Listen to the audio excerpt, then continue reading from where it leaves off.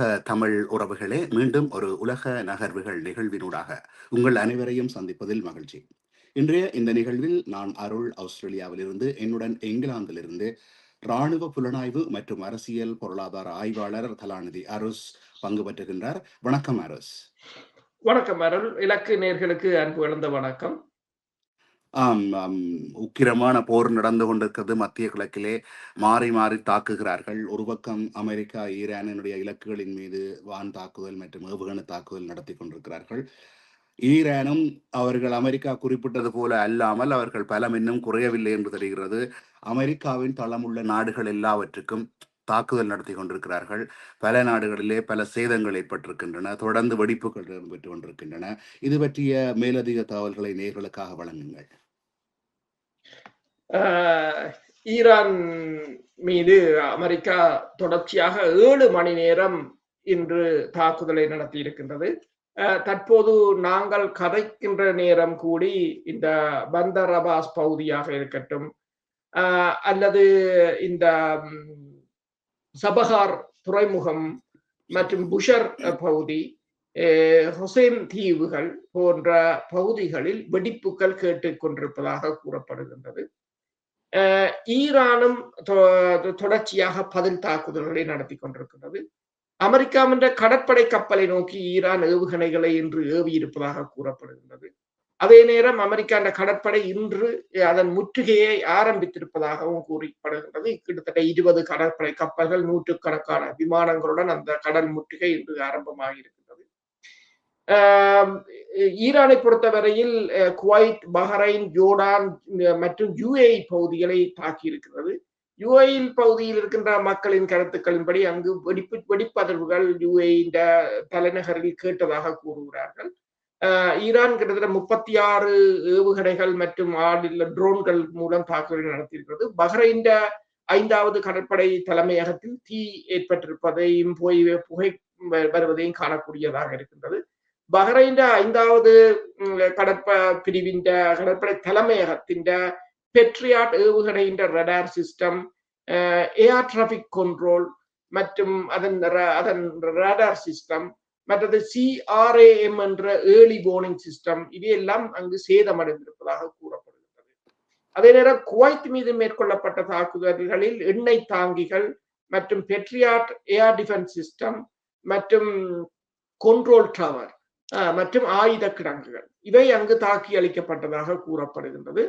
அதே சமயம் இந்த பஹ்ரைன், UAE, சவுதி அரேபியா மற்றும் கட்டார் பகுதிகளில் இருக்கின்ற GSP சிக்னலை ஈரான் ஹேக் பண்ணி இருக்கின்றது என்றும், GSP மன்னிக்கவும் GPS சிக்னல் சர்வீஸ் அங்க முற்றாக குழம்பி போயிருப்பதாக கூறப்படுகிறது. அதே நேரம் பஹ்ரைன் இருக்கின்ற வங்கிகளில் ஈரான் சைபர் தாக்குதல் மூலம் வங்கிகளை தாக்கி இருக்கின்றது. பணப்பரிமாற்றம் இன்று முற்றாக முடங்கி போயிருப்பதாக கூறியிருக்கிறார்கள். குவைத்தை தற்போதைய தகவல்களின்படி குவைத்தின் கடற்படை கப்பல் படகு ஒன்று தாக்கப்பட்டிருக்கின்றது. அதில் இருந்த 4 கடற்படையினர் காயமடைந்திருப்பதாகவும் அவர்களை மருத்துவமனையில் சேர்க்கப்பட்டிருப்பதாகவும் குவைத் அறிவித்திருக்கின்றது. இதனிடையே நீங்கள் பார்த்தீங்கன்னு சொன்னால் கடந்த 26 நாட்களில் ஈரான் 80 மில்லியன் பேரல் எண்ணெய்களை விற்றிருப்பதாகவும் அதன் மூலம் $6 மில்லியன் சம்பாதித்திருப்பதாகவும் கூறப்படுகின்றது. இப்போது இந்த பில்லியன் என்பதா மில்லியன் என்பதா சரியானது? 6 பில்லியன் டாலர்கள். அப்ப இந்த புதிய போரின் கணித சிக்கலை அவர்கள் என்ன கூறுகிறார்கள் என்று சொன்னால், இது தொடர்பாக இந்த அமெரிக்காவின் முன்னாள் இராணுவ அதிகாரி லாரி ஜான்சன் என்ன கூறுகிறார் என்று சொன்னால், ஈரான் தனது கடற்கரையோரம் 1000 இடங்களில் இருந்து தாக்குதல் நடத்த முடியும் என்று சொன்னால் அவர்கள் எல்லாரும் மறைவாகத்தான் இருக்கிறார்கள். ஆனால் அமெரிக்காவோ தன்னால் மறைக்க முடியாத சுமார் 10 இடங்களில் இருந்துதான் தாக்குதலை நடத்துகின்றது. அப்ப அமெரிக்காவை ஈரான் தாக்குவது இலகுவானது. ஏனென்றால் இந்த தளங்கள் 5வது கடற்படை தலைமையகம், விமானப்படை தலைமையகம் என்று அது சேட்டலைட்டால பார்க்கக்கூடியது. ஆனால் ஈரான் எல்லாவற்றையும் ஏசிமெட்ரிக் வார்ஃபேர் என்று சொல்லி இந்த சமச்சீரற்ற தன்மைதான் இந்த 2ஆம் கட்ட போரில் மிகப்பெரிய முக்கியத்துவம் என்று அவர் கூறியிருக்கிறார். கூறியிருக்கின்றார். கப்பல் போக்குவரத்தை தாக்கும் ஈரானின் திறனை அழிப்பதே இந்த மத்திய கட்டளை மையத்தின் அறிவிக்கப்பட்ட நோக்கமாக இருக்கிறது என்று சொல்லியும், ஆனால் ஏவுதளங்கள் ஈரான் முடிவற்றவை, அது நகரக்கூடியவை, மற்றது உடனடியாக மீண்டும் மீண்டும் இலகுவாக கட்டக்கூடியவை மற்றும் மலிவானவை. இது 1000 ஓட்டைகள் உள்ள ஒரு விலாங்கை அடிக்கும் விளையாட்டு போன்றது என்றுதான் கூறியிருக்கிறார். கிட்டத்தட்ட ஈரானின் பதிலடி தாக்குதல்கள் இதற்கு நேர்மறையானது. ஜோர்டானில் 2 தளங்கள் அல் உதை, அல் ஹஃபர் மற்றும் புஷ்ரைன் மற்றும் குவைத் ஆகியவை ஒவ்வொரு இரவும் அந்த தளங்கள் தாக்கப்படுகின்றன. மேலும் ஒவ்வொரு குண்டு வீச்சுடனும் அமெரிக்காவின் செயல்படும் திறன் குறைந்து கொண்டே போகின்றது. ஈரான் தாக்க அமெரிக்காவின் செயற்பாட்டு திறன் குறைந்து கொண்டு போகிறது. இதனுடன் ஆயுத இருப்பை பொறுத்தவரையில் உற்பத்தியில் இல்லாத இந்த ADCMS போரின் முதல் 40 நாட்களில் அமெரிக்காவின் இந்த துல்லியமாக தாக்கும் இந்த ஏவுகணைகளின் பாதி அளவு தீர்ந்து போயிருக்கின்றன.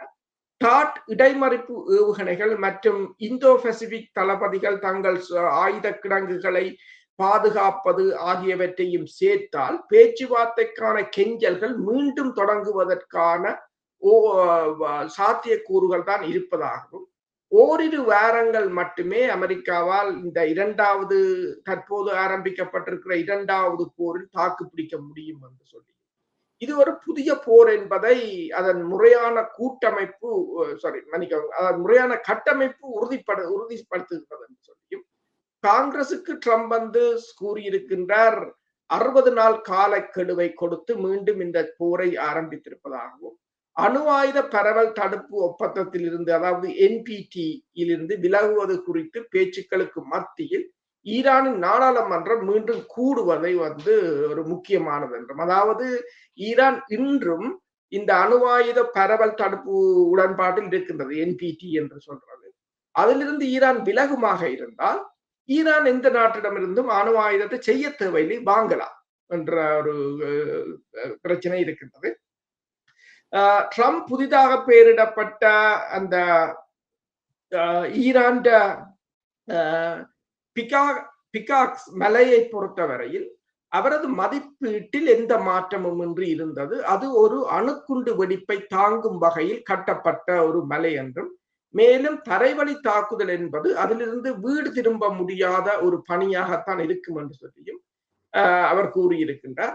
அதாவது இந்த ஈரானை பொறுத்தவரையில் இதுவரையில் அவர்கள் தங்கள் பொருளாதாரத்தை பலப்படுத்துவதற்காக இந்த தங்களுக்கு கிடைத்த இந்த இடைவெளியை பெருமளவில் இந்த எண்ணெய்களை விற்பனை செய்வதன் மூலம் டாலரை ஈட்டுவதற்கு பயன்படுத்தி இருக்கிறார்கள் என்று சொல்லியும், அது மட்டுமல்லாது இதுவரை அந்த டாலர் விற்பனையில் $6 பில்லியன் என்று கூறினாலும் அதில் பெருமளவானவை யுவானில் தான் செலுத்தப்பட்டிருப்பதாகவும் அவர் கூறியிருக்கிறார். இதே நேரம் இந்த படைத்துறை ஆய்வாளர் பட்ரிசியா என்ன கூறியிருக்கிறார் என்று சொன்னால், அவர் கூறியிருக்கிறார் என்னென்று சொன்னால், இந்த இடையில் இடம்பெற்ற அந்த போர் தவிர்ப்பு நடவடிக்கையில் அமெரிக்காவும் கூட்டணி நாடுகளை பலப்படுத்தி தன்னை மறுசீரமைத்திருந்தது என்று, அதே நேரம் ஈரானும் வேகமாக தன் ஏவுகணைகளை உற்பத்தி செய்து தன்னை தயார்படுத்தி இருந்தது என்று கூறியிருக்கிறார். நேற்றும் கூட ஹோர்முஸினால் கப்பல்கள் சென்று 3 கப்பல்கள் மீது தாக்கப்பட்டிருப்பதாகவும், அதிலே இந்திய ஆளுமையொருவர் இறந்ததாகவும் பலர் காயமடைந்ததாகவும் குறிப்பிடப்படுகிறது. இவ்வாறு அதாவது ஈரான் கூறியிருக்கிறது ஹோர்முஸ் மூடப்பட்டிருக்கிறது என்று சொல்லி, ஆனால் அமெரிக்கா சொல்லியிருக்கிறது தன்னுடைய பாதுகாப்புடன் கப்பல்கள் நகரலாம் என்று. இந்த கப்பல்கள் அமெரிக்காவை நம்புகின்றனவா அல்லது ஈரானுடைய எச்சரிக்கை மீறியும் போகவதற்கு துணிகின்றனவா? எவ்வாறு இந்த கப்பல்கள் துணிந்து இந்த அதாவது தற்கொலைக்கு சமமாகத்தானே அந்த மாலுமிகள் அதை கடக்க வேண்டும்? அதை பற்றி கொஞ்சம் தகவல் கூறுங்கள். இன்று கடுமையான தாக்குதல் இடம்பெற்றிருக்கின்றது இந்த ஹோர்முஸ் நீரிணையில். UAE கப்பல் 2 சூப்பர் டேங்கர் என்றது ஒவ்வொரு கப்பலும் கிட்டத்தட்ட 2 மில்லியன் பரல்களை சுமந்து செல்லக்கூடியவை. மொம்பாசா என்ற சூப்பர் டேங்கர் கப்பலும் அல் பக்தியார் என்ற சூப்பர் டேங்கர் கப்பலும் தாக்கப்பட்டிருக்கின்றது. அதில் இருந்த இந்திய பணியாளர்கள் ஒருவர் கொல்லப்பட்டிருக்கின்றார், 8 பேர் காயமடைந்திருக்கிறார்கள், கப்பல் தீப்பற்றி இருக்கிறது என்று கூறுகிறார்கள். இந்த கப்பல்களும் அதோடன் சேர்ந்து இன்னொரு கப்பல், அது இந்த யாருடைய கப்பல் என்று தெரியாது என்று கூறுகிறார்கள். அந்த கப்பலும் சேர்ந்து 3 கப்பல் இந்த ஓமான் வழித்தடத்தின் ஊடாக அமெரிக்க கடற்படையின் பாதுகாப்புடன் சென்று கொண்டிருந்த சமயம் தாக்கப்பட்டிருக்கிறது. அப்ப அவர்கள் கூறுகிறார்கள் அமெரிக்க பாதுகாப்பு வழங்க முடியாத நிலையில் தான் கப்பல்கள் இருக்கின்றன என்பதை இது உறுதிப்படுத்த அமெரிக்கான பாதுகாப்போடு தான் அவர் போய்கொண்டிருந்தவர். அப்போ தாக்கப்பட்டிருக்க மூண்டையும் நிறுத்திவிட்டார்கள் ஈரான் தாக்கி. அதில் காயமடைந்த 8 பேரில் 6 பேர் இந்தியர்கள் என்று கூறப்படுகிறது. இது இந்தியாவின் உங்களுக்கு தெரியும், அண்மையில் அந்த GFS கேலக்சி என்ற கப்பலை தாக்கி இருந்தது. அதிலும் ஒரு இந்தியர் கொல்லப்பட்டிருந்தார் அல்லது காணாமல் போயிருந்தார். அப்ப இப்போது இந்தியா ஈரான் தூதுவரை அழைத்து தனது கடும் கண்டனத்தை தெரிவித்ததாக கூறப்படுகிறது.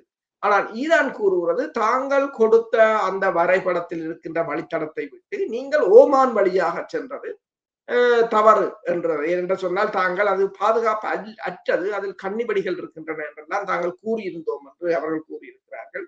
உங்களுக்கு தெரியும், அந்த கடந்த ஜூன் மாதம் கூட அமெரிக்காவின் தாக்குதல்களில் 3 இந்திய கப்பல்கள் அழிந்ததுடன் 3 பேர் கொல்லப்பட்டிருந்தது தெரியும். அதாவது இந்தியாவுக்கு தொடர்ச்சியான தாக்குதல், தொடர்ச்சியாக இந்தியா இழப்புகளை சந்தித்து வருகின்றது. ஏனென்று சொன்னால் இந்தியாவை பொறுத்தவரையில் இந்த கப்பல்களில் பணிபுரியும் இந்தியர்கள் மிக மிக அதிகம்.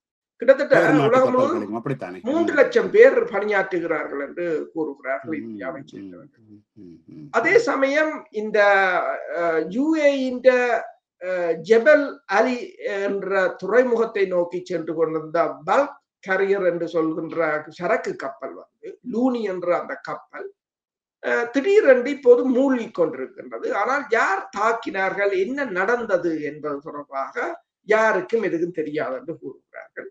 அதே நேரம் ஈரான் கூறுகிறது இந்த ஹுசேன் தீவுக்கு அருகில் இன்னொரு பல்க் கேரியர் மோதியதால், அது கப்பலுடன் மோதியதா அல்லது எண்ணத்துடன் மோதியது என்று கூறவில்லை, அது மூழ்கி கொண்டிருப்பதாகவும் அதிலிருந்த 23 பேரை தாங்கள் காப்பாற்றி இருப்பதாகவும் ஈரான் கூறியிருக்கின்றது.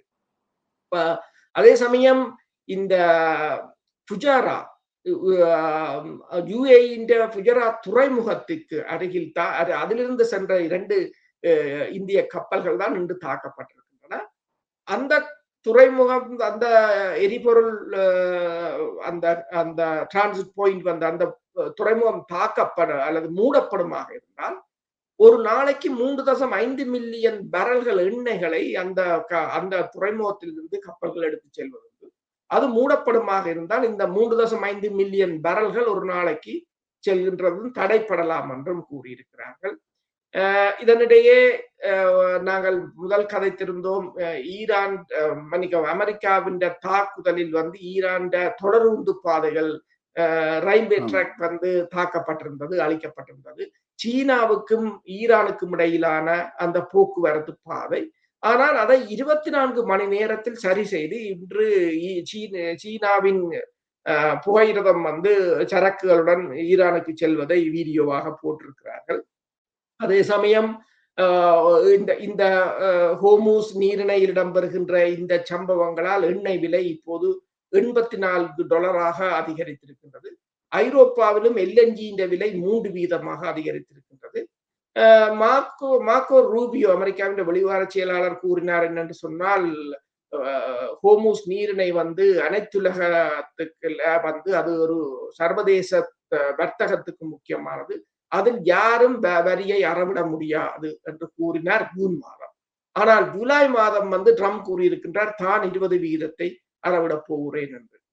அது தொடர்பாக இந்த பிரேசிலின் அதிபர் லூலா டா சில்வா என்ன கூறியிருக்கிறார் என்று சொன்னால், அமெரிக்காவின் இந்த நடவடிக்கை, ட்ரம்பின் இந்த நடவடிக்கை என்பது ஒரு கடல் கொள்ளையை ஒத்தது என்றுதான் அவர் கூறியிருக்கிறார். இப்பொழுது என்னுடைய கேள்வி என்னவென்றால், கடந்த தடவை இந்த ஹோர்முஸ் நீரிணைக்கு அண்மையாக வந்த யுஎஸ்னுடைய ஜெரால்ட் மற்றும் ஆப்ரஹாம் லிங்கன் கப்பல்கள் தாக்குதலுக்கு உள்ளாகி தொலை தூரத்துக்கு நகர்ந்து சென்றன. மீண்டும் இவர்கள் அதே இடத்தில் வந்து அதாவது இந்த ஹோர்மூஸ் நீரிணையை தங்கள் கட்டுப்பாட்டுக்குள் கொண்டு வருவதற்கும் ஈரான் மீது தாக்குதல் நடத்துவதற்கும் கப்பல்களை பாதுகாப்பு கொடுப்பதற்கும் வேறு விதமான கப்பல்களை கொண்டு வந்திருக்கிறார்கள் அல்ல அதே கப்பல்களை பாதுகாப்பு ஏற்பாடுடன் கொண்டு வந்திருக்கிறார்களா எந்த துணிவுடன் மீண்டும் வந்திருக்கிறார்கள் ஈரானுடைய தாக்குதல் வலயத்துக்குள்ளே அவைகள் இருக்கின்றது அப்படி இருந்துமே வந்திருக்கிறார்கள் அதை பற்றி கொஞ்சம் கூறுங்கள். 20 இன்று வந்து ஈரான் மீதான முற்றுகையை கடல் முற்றுகையை மீண்டும் அமெரிக்கா ஆரம்பித்திருக்கிறது. கிட்டத்தட்ட 20 கப்பல்கள் நூற்றுக்கணக்கான விமானங்களுடன் இந்த முற்றுகை ஆரம்பித்துள்ளதாக கூறப்படுகின்றது. நீங்கள் கேட்டது போலதான் இதை முன்னர் வந்து ஈரானின் ஏவுகணை வீச்சிலிருந்து கிட்டத்தட்ட 1000 கிலோமீட்டர்களுக்கு அப்பால் குறைந்தது 400 மைல்களுக்கு அப்பால் தான் இந்த கப்பல்கள் நின்றுள்ளன. இப்போதும் அவ்வாறுதான் நிற்கிறார்கள். அவர்கள் ஹோர்மூஸ் நீரிணையில் தாக்குதலுக்கு எதை பயன்படுத்துகிறார்கள் என்று சொன்னால் சில அந்த சி ட்ரோன்ஸ் என்று சொல்கின்ற கடல் ஆளில்லாத சிறிய கப்பல்களை வெடிகுண்டுகள் நிரப்பிய கப்பல்களை முதல் முறையில் அமெரிக்கா பயன்படுத்தி இருக்கிறது என்று சொல்லி உலங்கு வானூர்திகள் மற்றது டிஸ்ட்ரோயர் கப்பல்களைத்தான் அருகில் கொண்டு வருகிறார்கள். அதையும் மிகுந்த பாதுகாப்புடன் கொண்டு வருகிறார்கள் என்றுதான் கூறுகிறார்கள். விமானம் தாங்கி கப்பல்களை அவர்கள் தூரத்தில் தான் வைத்துக் கொண்டிருக்கிறார்கள். ஏனென்று சொன்னால் இது கடல் முற்றுகை என்று சொன்னால் அந்த ஹோர்மூஸ் நீரிணைக்கு வெளியில் வருகின்ற கப்பல்களை இந்து சமுத்திரம் பசிபிக் சமுத்திரம் அந்த சமுத்திரங்களில் வைத்து மறைத்து திருப்ப அனுப்புவதுதான் அவர்களின் பணியாக இருக்கின்றதே தவிர அந்த அதாவது நடுக்கடலில் வைத்துத்தான் இவர்கள் கப்பல்களை கைப்பற்றுவது கப்பல்கள் மீது தாக்குதல் நடத்துவதை செய்கிறார்கள். ஹோர்மூஸ் நீரிணைக்கு அருகில் வந்து அமெரிக்கான கடற்படை கப்பல்கள் எதுவும் இல்லை என்றுதான் கூறப்படுகிறது. அவர்கள் இந்த ஈரானிடம் இருக்கின்ற கடல் ஏவுகணைகள் மற்றதும் ஆளில்லாத தாக்குதல் விமானங்களின் தூர வீச்சு அதை கருத்தில் கொண்டுதான் அதிக தூரத்தில் நிற்கிறார்கள். சரி, நான் நேற்று கேட்ட கேள்விக்கு நீங்கள் சரியான பதிலை சொல்லியிருந்தீர்கள். இந்த தமிழ் ஊடக பரப்புகளிலே டூம்ஸ்டே என்கின்ற ரஷ்ய விமானம் ஒன்று ஈரானில் தரையிறங்கி இருப்பதாகவும் அது அணு ஆயுத விமானம் என்றும் உலகத்திலே உள்ள பல தமிழ் ஊடகங்கள் பத்திரிகைகளிலே தகவல் வந்திருக்கின்றன. நீங்கள் அதை தெளிவாக நேற்று TU-214 ஏதோ ஒன்று சொல்லியிருந்தீர்கள், mobile flying command centre something என்று சொல்லி. அதனுடைய உண்மையான தகவல் என்ன? அது உண்மையிலே அணுவை தாங்கி தாக்குதல் விமானமா இல்லை அது எப்படியான விமானம்? நேர்களுக்கான தகவலுக்காக அதை கூறுங்கள். அது என்னென்று சொன்னால் இந்த அணுக்குண்டுகளை வீசுவது வந்து ரஷ்யாவிடம் இந்த ஸ்ட்ராட்டஜிக் பொம்மர்ஸ் இருக்கின்றது. TU-180 160 போன்ற விமானங்கள் இருக்கின்றன. இது வந்து TU-214 PU என்ற இந்த விமானம் வந்து இது ஒரு பயணிகள் விமானமாக உருவாக்கப்பட்டு பின்னர் இது படிப்படியாக கண்காணிப்பு விமானங்களாகவும் தகவல் தொடர்பு தளமாக பயன்படுத்துவதற்கான விமானமாகவும் இது பிறகு உயர் அதிகாரிகளுக்கான போக்குவரத்து உள்ளிட்ட பல சிறப்பு இராணுவ மற்றும் அரசாங்க வசதிகள் உள்ள விமானமாகவும் பின்னர் இந்த விமானம் மாற்றி அமைக்கப்பட்டிருந்தது. இந்த விமானம் குறிப்பாக என்னென்று சொன்னால் பாதுகாப்பான தகவல் தொடர்பு மின்னணு அமைப்புகள் மற்றும் பாதுகாக்கப்பட்ட செயற்பாட்டு திறன்கள் ஆகியவற்றில் கொண்டிருக்கின்றன. அதே நேரம் வந்து இந்த சேட்டலைட்டுகளில் இருந்து பெறப்படுகின்ற தகவல்கள், அதாவது கொமாண்ட் சென்டர் என்று சொல்றது கட்டளை மையம், நீங்கள் தரையில் இருக்கின்ற இராணுவ நடவடிக்கைகளை வானிலிருந்து அதை வந்து வழிநடத்த முடியும். அவ்வாறான வசதிகளை கொண்டது. இதை என்னென்று சொன்னால் இந்த அட்டமிக் ரேடியேஷன் அணுக்குண்டு வெடிப்பில் இருந்து வருகின்ற கதிர்வீச்சுக்களில் இருந்தும் அது அதற்குள் உள்ள உயர் அதிகாரிகளை பாதுகாக்கும். எனவேதான் அது வந்து ஒரு இக்கட்டான சூழ்நிலைகளில் உயர் அதிகாரிகளை வெளியேற்றுவதற்கு அல்லது அவர்களை இடங்களில் ஒரு இடத்திலிருந்து இன்னொரு இடத்துக்கு கொண்டு செல்வதற்கெல்லாம் இந்த விமானத்தை பயன்படுத்துவது. இந்த விமானம் இந்த அமெரிக்க அதிபர் பறக்கின்ற 747 என்கிற விமானம் பாதுகாப்பானது கொமாண்ட் சென்டராக இருக்கும் என்று கூறுகிறார்கள். அதுக்கு சமனான ஒன்றாக கூறும். அதுக்கு சமனான விமானங்கள் தான் அது இந்த விமானம். ரஷ்யாவும் அமெரிக்காவும் இப்போ நீங்க பாத்தீங்கன்னு சொன்னால் அந்த வேர்ஷன் அல்லது பேர்கள் வேறுபாடாக இருக்கும். கிட்டத்தட்ட ஒரே மாதிரியான ஜெனரேஷன் உள்ள தொழில்நுட்பம் உள்ள விமானங்கள் போர் ஆயுதங்களைத்தான் அதிகமாக பயன்படுத்தி கொண்டிருக்கிறார்கள். அதே போன்றதுதான். ஆனால் இந்த விமானம் வந்து இப்போது ஈரானுக்கு வந்திருப்பது வந்து அதுதான் பெரிய பெரிதாக பேசப்படுகிறது என்று சொன்னால் ஈரானின் அமெரிக்கா இந்த இரண்டாவது, அதாவது அமெரிக்க அதிபர் வந்து காங்கிரசின் அனுமதியுடன் இந்த போரை ஆரம்பித்திருக்கிற நிலையில், அமெரிக்கா தொடர்ச்சியாக தாக்குகின்ற நிலையில் இந்த விமானம் வந்திருப்பது வந்து ஈரானை இந்த போருக்கு எதிராக வழிநடத்து, ஈரான் படையினரை ஒரு வழிநடத்துவதற்கு அல்லது அவர்களுக்கான தகவல்களை வழங்குவதற்கான ஒரு கொமாண்ட் சென்டராக வந்திருக்கலாம் என்று, அல்லது ரஷ்யாவில் இருந்து உயர்மட்ட ராணுவ அதிகாரிகள் வந்து இந்த போரை வழிநடத்துவதற்காக ஈரானுக்கு அனுப்பப்பட்டிருக்கலாம் என்றுதான் பேசப்படுகிறது. சரி, நல்லது. இப்போ என்னிடம் இன்னொரு முக்கியமான கேள்வி என்னவென்றால், இது ஒரு பொதுவான கேள்வி, ஒரு மக்களினுடைய உணர்வு சார்ந்த கேள்வி. இந்த யுத்தம் சம்பந்தமான வருகின்ற பொழுது அந்த செய்திகளை தேடி படிக்கின்ற மனநிலை அது என்னிடம் இருக்கிறது, பலரிடம் இருக்கிறது. யுத்தம் வருகின்ற பொழுது அந்த செய்திகளை தேடி தேடி பலர் படிக்கிறார்கள். எங்களுடைய இந்த காட்சியை கூட பலர் பலர் அதிகமாக பார்த்திருக்கிறார்கள். அதிலே உண்மையாக சொல்ல போனால், இப்போ உதாரணத்துக்கு இந்த ஈரானுக்கும் அமெரிக்காவுக்கும் இடையே நடக்கின்ற இந்த யுத்தத்தினால் உண்மையில உலகத்தில் உள்ள ஒவ்வொரு தனி மனிதனுக்கும் இது ஒரு பாதிப்பு இருக்கிறது. விலை கூட போகின்றது, எண்ணெய் விலை கூடுகின்றது என்ற ஒரு பாதிப்பு இருக்கின்றது. குறிப்பாக இந்த இலங்கையை போன்ற வேடுவர்கள் அல்ல ஆதிவாசி, பிரேசில்ல உலகத்தோடு தொடர்பில்லாத காட்டுவாசிகள், அவ்வாறு நான் நினைக்கிறேன் ஏதோ நினைக்கிறேன் இந்தியாவுக்கு பக்கத்திலும் ஒரு ஊர் இருக்கிறது. அவர்களை தவிர மற்றும்படி இந்த யுத்த பாதிப்பு எல்லோருக்கும் இருக்கிறது. உலகத்தில் உள்ள எல்லாருக்கும் அந்த பாதிப்பை நினைத்துத்தான் அந்த பாதிப்பு என்னவாக இருக்கும் என்பதா, அல்லது யுத்தத்துக்கு என்று ஒரு கவர்ச்சி இருக்கிறது. யுத்தத்தில் யார் வென்றார்கள், யார் தோற்றார்கள், அதில் என்ன நவீன ஆயுதங்கள் பாவிக்கப்பட்டன என்ற அந்த ஒரு ஆர்வ தேடுதலா, எதனால் இந்த செய்திகளை பார்க்கிறார்கள்? பொதுவாகவே இந்த யுத்தம் என்பதற்கான செய்திகளுக்கு ஒரு கவர்ச்சி உண்டு, அதிகமாக நானும் தேடுவது உண்டு. அதை கூடுங்க. இது அது நீங்கள் சொன்னது இல்ல, அந்த இரண்டு காரணங்களும் அதில் முக்கியமானவை. ஒன்று, இந்த யுத்தம் தொடர்பான ஒரு தாக்குதல் தொடர்பான செய்திகள் வந்து அதிக அளவு மக்களை சென்றடைவதுண்டு. எனவேதான் பிடல் காஸ்ட்ரோ, கியூபாவின் போராட்ட வீரர், போராட்டத்தின் தலைவர், இயக்கத்தின் தலைவர், பிறகு அரசு தலைவராக இருந்தவர், அவர் ஒன்றை கூறினார். போராளியாக இருந்த போது அவர் கூறியது ஒன்றுதான், 1000 மேடை பேச்சுக்களை விட ஒரு கெரில்லா தாக்குதல் சிறந்த பிரச்சாரம் என்று சொல்லி. நீங்கள் 1000 மேடையை போட்டு பேசி ஒரு இன்டர்நேஷனல் ஊடகத்துல வர்றமோ வராதோ கூட தெரியாது. ஆனால் இப்ப பாருங்கள், இப்ப தமிழ் கட்சிகள் எல்லாம் 1000 மேடைகளை போட்டு பேசுகிறார். ஆனால் அது வழியில் வந்ததை விட விடுதலை புலிகள் இந்த காலத்தில் ஒரு சிறிய தாக்குதல் வந்து எல்லா ஊடகங்களிலும் எதிரொலித்துக் கொண்டிருக்கும். இந்த நான் அப்போது பெல்பாஸ்டில் இருந்தேன். கட்டுநாயக்கா வான்படை தளம் தாக்கப்பட்டது. அப்ப நான் பிஎஸ்சி என் சூப்பர்வைசர், நான் போய்க்க அவன் தான் எனக்கு சொன்னார், கொழும்பு பெரிய ஒரு தாக்குதல் நடந்துட்டுதாமன்ட்டு. அவருக்கு இவ்வளவு தகவல் தெரியும் என்று நான் யோசிக்கல. எங்கேயோ வட அயர்லாந்துல இருந்த ஒருவர். அப்படி அதே போலதான் இந்த செய்திகளும் வந்து ஒன்று, மக்கள் இந்த தாக்குதல் தொடர்பான செய்திகள் எப்போதும் மக்களை அதிகமாக கவர்வதுண்டு. அடுத்ததாக இது வந்து பங்கு சந்தைகளில், உலகத்தில் இருக்கின்ற பொருளாதாரத்தில் அதிக தாக்கத்தை ஏற்படுத்துகின்றது.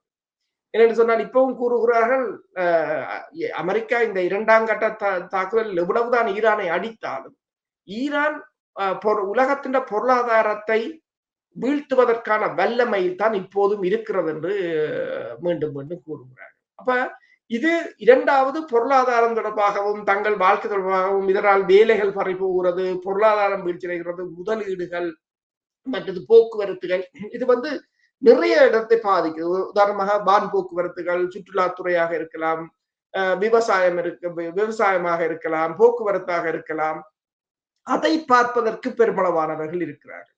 எண்ணெய், எரிசக்தி, சக்தி தான் உலகத்தின் இயக்கத்துக்கு முக்கியமானது. அந்த எரிசக்தியின் எண்ணெய் இருப்பு வந்து இந்த போரின் ஒரு பிரதானமான நாடியாக இருக்கின்றது. அதுதான் இதுல ஒரு இந்த போர் இவ்வளவு தூரத்துக்கு அமெரிக்காவையும் இஸ்ரேலையும் ஏன் ஐரோப்பிய ஒன்றியத்தையுமே ஒரு ஈரானால் சமாளிக்கக்கூடிய நிலைக்கு இருப்பதற்கு அந்த எரிசக்தி தான் மிக காரணம். இந்த எரிசக்தியை இப்ப இதே தொடர்பாக ஆய்வாளர்கள் என்ன கூறுகிறார்கள் என்று சொன்னால், இந்த எரிசக்தியை அமெரிக்கா மற்றும் ஈரானுக்கு இடையிலான மோதலில் ஏற்படும் ஒவ்வொரு சிறிய மோதல் நிகழ்வுகளுக்கும் சந்தைகள் எதிர்வினையாற்றி வருகின்றன என்று கூறியிருக்கிறார்கள். ஒவ்வொரு சின்ன சின்ன தாக்குதல்களுக்கும் சந்தையில அந்த எதிர்வினை தெரிந்து கொண்டிருக்கிறது என்று இந்த எரிவாயுத்துறை நிபுணர் வந்து கரோலினா மேயர் வந்து கூறியிருக்கிறார். அடுத்த சில வாரங்கள் அல்லது மாதங்களுக்கு நிலைமை இயல்பு நிலைக்கு திரும்ப வேண்டும். என்று சுவிட்சர்லாந்தில் உள்ள பேர்ன் நகரில் இருந்து அவர் அல் ஜசீராவிடம் கூறியிருக்கிறார். இருப்பினும் சந்தைகள் பெரிய அளவில் எதிர்வினை ஆற்றவில்லை. இப்ப என்னென்று சொன்னால் சிலர் கூறுகிறார்கள் $150 போயிருக்கும், $200 போகும் என்று. ஆனால் இப்ப பாருங்கள் மேக்சிமம் 120 130க்குள்ள தான் போனது. இப்பயும் பார்த்தா இந்த மூடினாலும் 85 87ல தான் நிற்கின்றது இந்த எரிபொருள் விலை. அதுக்கு அவர் என்ன கூறுகிறார் என்று சொன்னால் பெரிய அளவில் எதிர்வினை ஆற்றவில்லை. ஏனெனில் சேமிப்பு கிடங்குகளில் இருக்கின்ற எண்ணெய்களை அவர்கள் பயன்படுத்தி கொண்டிருக்கிறார்கள். இரண்டாவது, சீனா அதிக அளவில் இப்போது எண்ணெய் வாங்குவதை குறைத்து விட்டது. அப்ப அமெரிக்காவில் இடைக்கால தேர்தல் வர இருப்பதால் அவர்கள் முழு அளவிலான போரை விரும்ப மாட்டார்கள். எனவே சந்தைகள் மோதல் தீவிரமடைவதை எதிர்பார்க்கவில்லை என்றும், ஆனால் அதே நேரம் ஈரானும் பொருளாதார சிக்கல்களை எதிர்கொள்ளலாம் என்பதால் அதுவும் முழு அளவிலான போரை எதிர்கொள்ளவில்லை என்று கூறுகிறார்கள். அப்ப இப்ப இதுல இந்த சந்தை ஒவ்வொரு தடவைகளும் எரிபொருள் சந்தை மேலே இறங்கி ஏறுவது, பங்கு சந்தைகள் வீழ்வது என்று சொல்லி உலகம் முழுவதும் அந்த சிறிய ஹோமூஸ் நீரிணை உலகம் முழுவதுக்குமான சக்தி விநியோகத்தின் மையப்புள்ளியாக இருப்பதும் நீங்கள் கூறியது போல இந்த செய்திகளை தேடி பார்ப்பதற்கான ஒரு காரணம். சரி, நீங்கள் கூறிய பொழுதுதான் எனக்கும் ஒரு விடயம் ஞாபகத்துக்கு வருகிறது. குறிப்பாக இந்த புலம்பெயர்ந்த நாடுகளில் நாங்கள் இலங்கை தமிழர்கள் ஒவ்வொரு நாட்டுக்காரனும் சந்திக்கின்ற பொழுது தங்கள் நாட்டை பற்றி ஏதாவது ஒரு பெருமை இருக்கும் பேசிக்கொள்வான். ஒன்றில் அவர்கள் கால்பந்திலே, ஃபுட்பாலிலே ஃபேமஸாக இருப்பார்கள், அல்லது கிரிக்கெட்டிலே ஃபேமஸாக இருப்பார்கள், அல்லது ஏதோ ஒரு ரக்பியிலோ ஏதோ ஒரு விளையாட்டிலோ அந்த நாட்டில் ஏதாவது பிரபலமாக இருக்கும். ஆனால் நாங்கள் புலம்பெயர்ந்து வந்திருந்த எங்களோட இலங்கை தமிழர்கள் பேசிக்கொள்வதற்கென்று எங்களோட நாட்டினுடைய அப்போ கிரிக்கெட் அணி இருந்தும் கூட நாங்கள் எங்கள் நாட்டினுடைய கிரிக்கெட் அணியை நாங்கள் ஆதரிப்பதில்லை, நாங்கள் எதிராக பார்ப்போம். எங்களுக்கென்று நாங்களும் எங்களுக்கென்று வீரமாக அல்லது நெஞ்சை நிமித்தி சொல்லக்கூடியதான எதுவும் இருந்ததில்லை. அப்பொழுது இருந்த ஒரே ஒரு அதாவது முக்கிய காரணமாக இருந்தது என்னவென்றால் இந்த இயக்கங்களினுடைய தாக்குதல் செய்தி. அங்கே தாக்கப்பட்டது, இங்கே தாக்கப்பட்டது என்றால் அன்றைக்கு அவர்கள் மிக சந்தோஷமாக நண்பர்களுடன் எடுத்து பேசிவிட்டு நித்திரைக்கு செல்வார்கள். எங்களுக்கும் பேசுவதற்கு ஒரு அடையாளம் இருக்கிறது என்று. அது மாத்திரமில்லை, நிறைய பணங்களையும் தாக்குகின்றார்கள், எங்களுக்கு அவர் வெற்றியை பெற்று தருவார்கள் என்று நிறைய பணங்களையும் எடுத்து கொடுத்தார்கள் அந்த காலப்பகுதியிலே. என்னென்றால் அப்போது அவர்களுக்கு இருந்த ஒரே ஒரு உந்து சக்தியாக இருந்தது அந்த இயக்கம் என்பது உயிரோடு இருந்தது, உயிர் வாழ்ந்து கொண்டிருந்தது, தாக்குதல்கள் நடந்து கொண்டிருந்தன. அது ஒரு உந்து சக்தியாக இருந்தது. அது இழக்கப்பட்டதன் பின்னர் அந்த உந்து சக்திக்கு இப்போது ஒன்றுமே இல்லை ஈழத்தமிழர்களுக்கு என்றதையும் பதிவு செய்ய விரும்புகிறேன். சரி, இப்பொழுது நாங்கள் இஸ்ரேல் பக்கம் திரும்புவோம். இஸ்ரேல் பக்கம் பெரிதாக ஒரு தாக்குதல் நடந்ததாகவும் தெரியவில்லை. அதே நேரத்திலே அதாவது அவர்கள் ஏதோ ஒரு ஃப்ரேம் ஒர்க் என்று சொல்லி ஒரு ஒப்பந்தம் ஒன்று செய்திருந்தார்கள், இஸ்ரேலும் மற்றது லெபனானும் சேர்ந்து. இந்த அதன் அடிப்படையில் படைகளை கைப்பற்றப்பட்ட லெபனான் பகுதியிலிருந்து கொஞ்சம் படைகளை விலக்குவதற்கு உடன்பட்டதாகவும் கூறப்படுகிறது. ஆனால் இதுவரையிலே அவ்வாறு எந்த படைகளும் விலக்கப்படவில்லை. இதோட வேறு தாக்குதல்கள் நடைபெற்றிருக்கிறனவா? இது பற்றி கொஞ்சம் நேர்களுக்கு கூறுங்கள். இந்த வியாழக்கிழமை இஸ்ரேலின் பிரதமருடன் டொனால்ட் ட்ரம்ப் தொலைபேசியில் உரையாடியதாகவும், அப்போது அவர் சிரியாவில் இருக்கின்ற இஸ்ரேலிய படைகளை வெளியேற்ற வேண்டும் என்று கேட்டுக்கொண்டதாகவும், ஏனென்று சொன்னால் சிரியாவில் இருக்கின்ற படைகளால் அந்த பிரதேசத்தில் ஒரு உறுதியற்ற தன்மை ஏற்படுவதாகவும் அது எதிர்வினைகளை ஏற்படுத்தும் என்றும் கூறியதாகவும், அதே நேரம் லெபனானிலும் படை குறைப்பை செய்ய வேண்டும் என்று அவர் கேட்டுக்கொண்டதாகவும் கூறப்படுகிறது. ஆனால் இஸ்ரேல் தொடர்ச்சியாக அந்த லெபனானில் ஆக்கிரமிக்கப்பட்ட பகுதிகளில் தனது நிலையை பலப்படுத்தி வந்து கொண்டிருந்தாலும் அவ்வப்போது தாக்குதல்களை, அதாவது ட்ரோன்கள் மூலம் தாக்குதல்களை இஸ்ரேல் நடத்தி கொண்டுதான் இருக்கிறது. நீங்கள் கூறியது போல லெபனானுக்கும் இஸ்ரேலுக்கும் இடையிலான பேச்சுவார்த்தையில் அவர்கள் என்னன்னு சொன்னால், இஸ்ரேல் வெளியேறினால் அந்த இடத்தை லெபனான் ராணுவம் கைப்பற்றுவது, ஹிஸ்புல்லாக்களை முற்றாக அகற்றுவது, அதுதான் அவர்கள், அதாவது தங்களால் செய்ய முடியாததை லெபனான் ராணுவத்தை கொண்டு செய்வது. எனவேதான் ஹிஸ்புல்லாக்கள் லெபனான் படையினரை தொடர்ச்சியாக எச்சரித்துக் கொண்டு வருகிறார்கள் என்று சொன்னால், அதற்கு நீங்கள் ஈடுபட வேண்டாம் என்பதுதான் அவர்களுடைய கருத்தாக இருக்கிறது. இதே சமயம் இந்த ஆக்கிரமிக்கப்பட்ட பலஸ்தீன பகுதிகளில் உள்ள இஸ்ரேலிய குடியேற்றங்களில் இருந்து இறக்குமதி செய்கின்ற பொருட்களுக்கு தடை விதிக்க வேண்டுமா அல்லது வேண்டாமா என்பது குறித்து ஐரோப்பிய ஒன்றியம் பிளவுபட்டுள்ளது என்று கூறப்படுகிறது. 27 ஐரோப்பிய ஒன்றிய நாடுகளும் ஒருமனதாக ஒப்புதல் அளித்தால் ஒழிய இந்த நடவடிக்கையை நிறைவேற்ற முடியாது என்றும், இதனை வந்து ஜெர்மனியும் வந்து இத்தாலியும் எதிர்க்கின்றன என்றும், அதே சமயம் இது ஒரு வர்த்தக பிரச்சனை என்பதால் தகுதி வாய்ந்த பெரும்பான்மையுடன் இதை நிறைவேற்ற முடியும் என்று France, Spain, Ireland, Belgium, Netherlands மற்றும் ஸ்வீடன் ஆகிய நாடுகள் வாதிடுவதாகவும், முன்மொழியப்பட்ட இந்த தீர்மானம் வந்து அதிக வரிகள் விதிப்பது முதல் இஸ்ரேலின் பொருட்களுக்கு அதிக வரிகளை விதிப்பதா அல்லது முற்றாக தடை செய்வதா என்பது குறித்து தான் விவாதிக்கப்படுவதாகவும் இந்த பிரித்தானியாவிலிருந்து வருகின்ற டெலிகிராஃப் பத்திரிகை தெரிவித்திருக்கிறது. அதே சமயம் இன்னொரு தகவலும் கூறுகிறார்கள், ஹிஸ்புல்லாக்களின் தாக்குதல்களால் இஸ்ரேலிய இராணுவத்தில்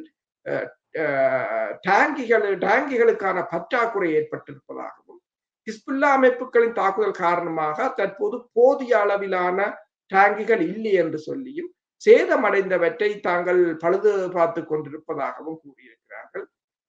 இப்ப நீங்கள் பாத்தீங்கன்னா டாங்கிகளுக்கு மட்டுமில்ல கப்பல்களுக்கும் இனிமேல் பற்றாக்குறையாகத்தான் இருக்கும். ஒவ்வொரு நாளும் குறைந்தது 10 கப்பல்களாவது இந்த ஹோமூஸ் நீரிணையாக இருக்கலாம், அல்லது இந்து சமுத்திரமாக இருக்கலாம், அல்லது ரஷ்யாவின் பல்டிக் சீயாக இருக்கலாம், அல்லது கருங்கடலாக இருக்கலாம், குறைந்தது 5 தொடக்கம் 10 கப்பல்கள் ஒவ்வொரு நாளும் மூழ்கி கொண்டு வருகின்றன.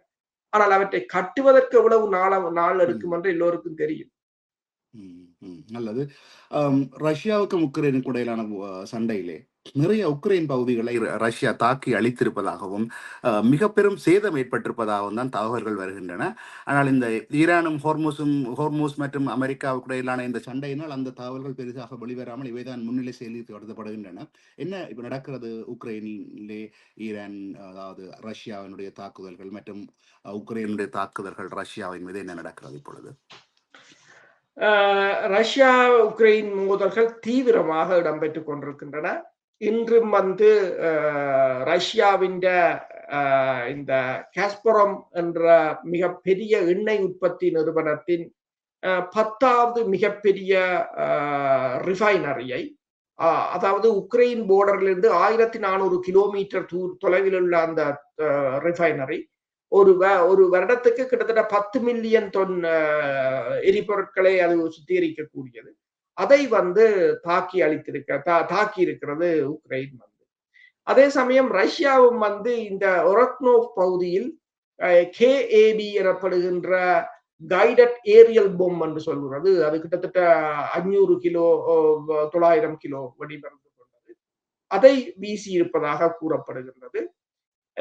உக்ரைன் கூறியிருக்கின்றது கடந்த 9 நாட்களில் 116 கப்பல்களை தாங்கள் தாக்கியிருப்பதாக கூறியிருக்கின்றது. கடந்த 24 மணி நேரத்தில் மட்டும் 11 கப்பல்கள், 5 டேங்கர்கள், 5 கார்கோ கப்பல்கள் மற்றும் ஒரு டக் போட் என்று சொல்லியிருக்கிறார்கள்.